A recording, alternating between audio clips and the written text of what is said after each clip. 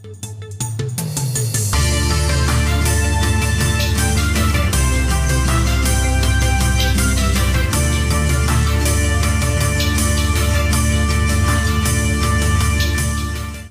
संस्कृति की पहचान सुहाग की रक्षा की कामना के साथ मधुश्रावणी व्रत का हुआ शुभारंभ। अगले 14 दिनों तक पारंपरिक गीतों से गुलजार होती रहेंगी गांव की गलियां। प्रीतम कुमार राव की रिपोर्ट। बांका। पवित्र श्रावण मास के कृष्ण पक्ष पंचमी से आरंभ होकर शुक्ल पक्ष तृतीया को संपन्न होने वाली मिथिला संस्कृति की पहचान का लोक पर्व मधुश्रावणी पूजा का आगाज सोमवार से हो गई है। नवविवाहित महिलाओं के द्वारा की जाने वाली इस पूजा का विशेष महत्व है। बता दें कि इस दौरान जिले के कई मैथिल ब्राह्मण समाज के गांव की गलियां प्रति वर्ष पारंपरिक गीतों से गुंजायमान होते रहती है।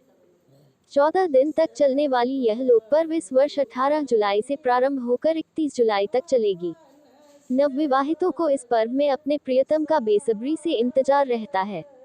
ऐसी प्रथा है कि इन दिनों नवविवाहिता ससुराल के द्वारा दिए कपड़े गहने ही पहनती हैं, इसलिए पूजा शुरू होने के एक दिन पूर्व नवविवाहिता के ससुराल से सभी सामग्री भेजी जाती है। ऐसी मान्यता है कि माता पार्वती ने सबसे पहले मधुश्रावणी व्रत रखा था व जन्म जन्मांतर तक भगवान शिव को पति के रूप में प्राप्त करती रही। इस पर्व के दौरान माता पार्वती व भगवान शिव से संबंधित मधुश्रावणी की कथा सुनने का भी प्रावधान है। साथ ही साथ बासी फूल, ससुराल से आई पूजन सामग्री, दूध लावा व अन्य सामग्री के साथ नाग देवता व विषय की भी पूजा की जाती है। कहा जाता है कि इस प्रकार की पूजा अर्चना से पति दीर्घायु होते हैं। सदियों से चली आ रही मिथिला संस्कृति का महान पर्व आज भी बरकरार है और नवविवाहिता श्रद्धा भक्ति के साथ मनाती है। महिलाएं समूह बनाकर मैथिली गीत गाकर भोले शंकर को खुश करती है। आने वाले पीढ़ी का आह्वान करती है कि इस परंपरा को बरकरार रखना। इस पर्व में मिथिला संस्कृति की झलक ही नहीं बल्कि भारतीय संस्कृति की भी झलक देखने को मिलती है। मधुश्रावणी पूजन के महत्व को बताते हुए क्षेत्र के प्रसिद्ध विद्वान पंडित सह कथावाचक फणिभूषण पाठक ने बताया कि इस पर्व के करने से सुहागन महिलाएं के पति की दीर्घायु तथा घर में सुख शांति आती है।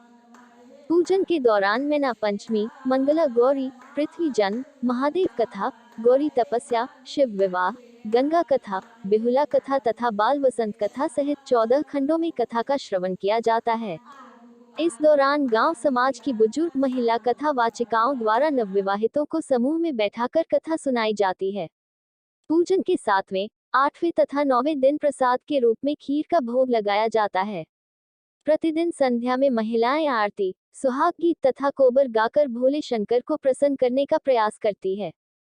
मधुश्रावणी पूजन में मैना के पत्ते पर नाग नागिन की बनी आकृति पर दूध लावा चढ़ाकर अपने सुहाग के साथ परिवार के लिए मंगल कामना करती है।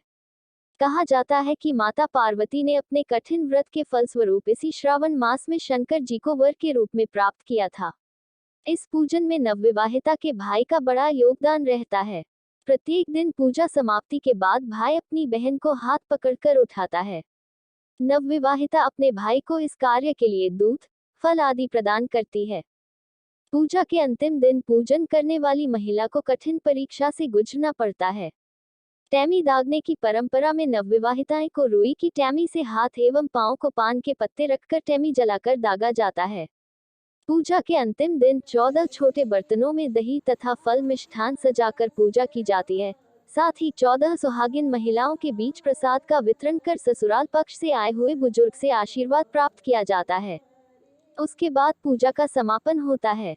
बांका जिले के सिंगनान, रामपुर, खैरा, रूपसा, मोहना, बलथारा, झाटोला झिटका, ओढ़ारा, खरवा, खड़हारा सहित कई अन्य गांवों में मैथिल ब्राह्मण परिवार की नवविवाहिता प्रति वर्ष मधुश्रावणी पर्व धूमधाम से मनाती हैं।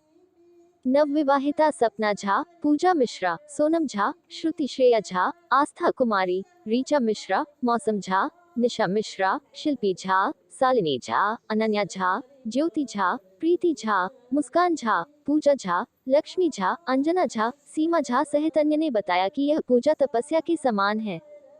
इस पूजा में लगातार 13 दिनों तक व्रतधारी महिलाएं प्रतिदिन एक बार अरवा भोजन करती है। इसके साथ ही नाग नागिन, हाथी, गौरी, शिव आदि की प्रतिमा बनाकर प्रतिदिन की प्रकार के फूलों, मिठाइयों एवं फलों से पूजन करती है। सुबह शाम नाग देवता को दूध लावा का भोग लगाया जाता है।